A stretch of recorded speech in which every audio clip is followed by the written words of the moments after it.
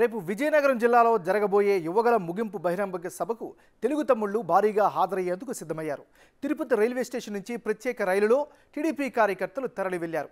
తిరుపతి జిల్లాకు సంబంధించి ఈ రైలు ఏర్పాటు చేసినట్లు పార్టీ నిర్వాహకులు తెలిపారు. దీనిపై మరింత సమాచారాన్ని తిరుపతి రైల్వే స్టేషన్ నుంచి మా ప్రతినిధి దామోదర్ అందిస్తారు. పార్టీ యువనేత నారా లోకేష్ యువగలం పాదయాత్ర జనవరి 27న చిత్తూరు జిల్లా కుప్పంలో ప్రారంభమైంది. ఆ తర్వాత ఆ యాత్ర కొనసాగుతూ ఇప్పుడు నిన్న విజయనగరంలో ముగిసిన నేపథ్యం. ఈ నేపథ్యంలో పెద్ద ఎత్తున రేపు జరగబోయే బహిరంగ సభకు రాష్ట్ర వ్యాప్తంగా తెలుగుదేశం పార్టీ కార్యకర్తలు శ్రేణులు పెద్ద ఎత్తున తరలి వెళ్తున్న పరిస్థితి. ఈ నేపథ్యంలో తిరుపతి నుంచి ఒక ప్రత్యేక రైలు నడిపారు. అదేవిధంగా చిత్తూరు నుంచి అనంతపురం జిల్లాకు సంబంధించి ధర్మవరం నుంచి ఒక రైలు బయలుదేరింది. దీంతోపాటు కడప, కర్నూలు, నెల్లూరు ఈ జిల్లాలకు సంబంధించి 5 రైళ్లు నడిచిన పరిస్థితి. ఈ నేపథ్యంలో మొత్తం మీద చూస్తే ఈ రైళ్లకు సెండ్ ఆఫ్ ఇవ్వడానికి అదేవిధంగా వీరితో పాటు వెళ్ళడానికి పార్టీ తిరుపతి మాజీ ఎమ్మెల్యే సుగుణమ్మ గారు ఉన్నారు. మీరు చెప్పండి, ఎలా పాదయాత్ర కొనసాగింది మీ జిల్లాలో, ఎలాంటి ప్రభావం? ముఖ్యంగా చిత్తూరు జిల్లాలోనే అత్యధిక రోజులు ఇక్కడ యాత్ర చేశాడు. స్టార్టింగ్లో కొంత ఇబ్బందులు, ప్రతి చోట ఇబ్బందులు తలెత్తిన పరిస్థితి. ప్రతి చోట పాదయాత్రను అడ్డుకోవడానికి పోలీసులతో పాటు అధికార పార్టీ ప్రయత్నించిన నేపథ్యంలో జిల్లాలో పాదయాత్ర ప్రభావం ఎలా ఉందని మీరు అనుకుంటున్నారు? ఓం నమో వెంకటేశాయ.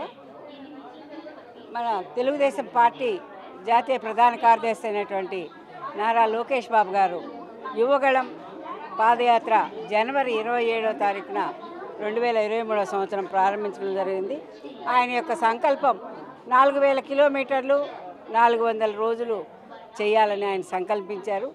మరి ఈ ప్రభుత్వం ఎన్నో అడ్డంకులు సృష్టిస్తూ మరి ఎన్నో కష్టాలకు ఆయన గురి చేస్తూ ఉన్నప్పటికీ కూడా ఆయన మొక్కవోని దీక్షతో ఈ రోజున 326 రోజులు 3216 కిలోమీటర్లు 226 రోజులు పాదయాత్ర చేసి నిర్విరామంగా ఈ రోజున మరి భోగాపురం మండలంలోని పల్లిపల్లికు చేరడం జరిగింది. అక్కడ ఆయన ముగింపు పాదయాత్ర సభ రేపు బ్రహ్మాండంగా దిగ్విజయంగా అక్కడ జరగబోతోంది. 70 మైళ్ళ విస్తీర్ణంలో. మరి ఇదంతా కూడా చిత్తూరు జిల్లాలో జరిగినప్పుడు మరి ఎక్కువ శాతం కూడా ఆయన నేటు కుప్పం నుంచి కూడా ప్రారంభించడం జరిగింది, పూజలు చేసుకొని. మరి నిర్విరామంగా కూడా ఇప్పుడు జరిగింది. తిరుపతి నగరంలో అయితే మరి స్పెషల్గా ఒక హలో లోకేష్ అంటూ మొట్టమొదటిగా విద్యార్థులతో ఒక కార్యక్రమాన్ని కూడా చేపట్టి అది కూడా జయప్రదం చేయడం జరిగింది. 97 నియోజకవర్గాల్లో దాదాపు 226 గ్రామాల్లో ఆయన పర్యటించి ఈ పాదయాత్రలో మరి అందరూ మహిళలైతేనేమి, యువకులైతేనేమి, పిల్లలైతేనేమి అన్ని వర్గాల వారు కూడా పాల్గొని మరి ఆయన చేసినటువంటి పాదయాత్ర అందరిలో కూడా ఒక గొప్ప నమ్మకాన్ని, భరోసాని నింపి మాకేం భయం లేదు, బాబు షూరిటీ భవిష్యత్తు గ్యారంటీని కూడా వారిలో నింపి మరి ఈ రోజున యువతకి 20 లక్షల ఉద్యోగాలు కల్పన చేసి అదేవిధంగా 3000 రూపాయలు యువగళం మరి నిరుద్యోగ వృత్తిని ప్రకటించినటువంటి నారా లోకేష్ బాబు గారికి నీరాజనాలు అందిస్తూ పాదయాత్ర కాస్త ఈ రోజున జనయాత్ర అయ్యింది. యువగళం కాస్త జనగళమయ్యి దిగ్విజయంగా జరగడం జరిగింది. దానికి మరి రాష్ట్రం నలుమూలల నుంచి కూడా తిరుపతి నుంచి కూడా మరి దాదాపు 10 స్పెషల్ ట్రైన్స్ 10 లక్షల మందితో ఈ సభ అక్కడ నిర్వహించబోతున్నారు. తప్పకుండా విజయం కలిగిన వెంకటేశ్వర స్వామి ఆశీస్సులతో విజయవంతం కాబోతుంది. లోకేష్ పాదయాత్ర ప్రభావం మీ జిల్లాలో ఎంతవరకు ఉంటుంది, రాష్ట్ర వ్యాప్తంగా ఎంతవరకు ఉంటుందని భావిస్తుంది?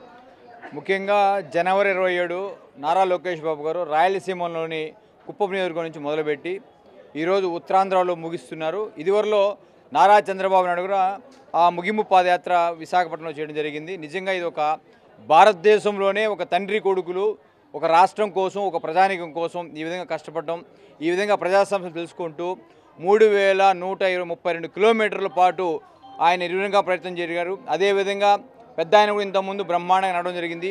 ప్రజా సమస్యలు తెలుసుకోవడానికి నిజంగా ఈ పాదయాత్ర బ్రహ్మాండంగా ఉపయోగపడి యువత, కర్షక విద్యార్థి సంఘాలు కానీ, మహిళా సంఘాలు కానీ, ఆటో సంఘాలు కానీ ప్రతి ఒక్కరు ముసలి పెద్ద చిన్న బడుగు బలహీన వర్గాలు అన్నీ కూడా ఈరోజు నారా లోకేష్ బాబుని కలిసి అన్ని సంఘాలు ఏర్పాటు చేసుకొని ప్రతి ఒక్క సమస్యని కూడా తీసుకొని రేపు ఎన్నికల మేనిఫెస్టోలో కూడా ఈ ప్రజా సమస్యలన్నీ కూడా కూడగట్టుకొని పవన్ కళ్యాణ్ కలిసి కూడా రేపు 2024 జూన్లో తెలుగుదేశం పార్టీ ఏర్పడి ఈ ప్రజలు ఈ 5 సంవత్సరాలు ఏదైతే నష్ట కష్టాలన్నీ కూడా అధిగమించి బ్రహ్మాండంగా నడవడానికి ఈ పాదయాత్ర ఒక బ్రహ్మాండంగా ఉపయోగపడింది మేమంతా కూడా భావిస్తూ ఈరోజు తిరుపతి మహానగరం నుంచి ఆ కలియుగ వెంకటేశ్వర స్వామి పాదాల చెంత కూడా స్పెషల్ ట్రైన్లో కూడా తెలుగుదేశం పార్టీ కుటుంబ సభ్యులందరూ కూడా రేపు జరగబోయే ముగింపు యాత్రకి పోలేపల్లిలో ముగింపు యాత్రకు కూడా అందరూ పాల్గొని ఆ సభని దేశంలో కూడా ఒక 10 లక్షల మందితో కూడా ఒక బ్రహ్మాండ యాత్ర దేశం చరిత్రలో కూడా ఒక గుర్తింపుగా మేము భావిస్తూ అన్ని రకాలుగా కలియుగ వెంకటేశ్వర స్వామి ఆశీస్సు కలిగి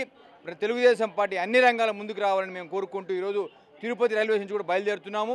అందరూ కూడా ఆ సభని దిగ్విజయం చేసి దాదాపు 900 కిలోమీటర్లు కూడా ఏ ఇబ్బంది లేకుండా కూడా తెలుగుదేశం పార్టీ ఇన్ఛార్జ్ సుగుణం గారు అన్ని రకాలుగా ఆర్థిక సహాయాలు కానీ ట్రైనింగ్ కానీ అన్ని ఏర్పాటు చేసి సకల సభ్యులతో మేము ఎంతో ఆనందంగా ఎంతో ఇష్టంగా ఎంతో గౌరవంగా ఎంతో గర్వంగా కూడా ఈరోజు ఈ యాత్ర పాల్గొంటూ కూడా మేము అన్ని రకాలుగా ముందుకు పోతున్నాం.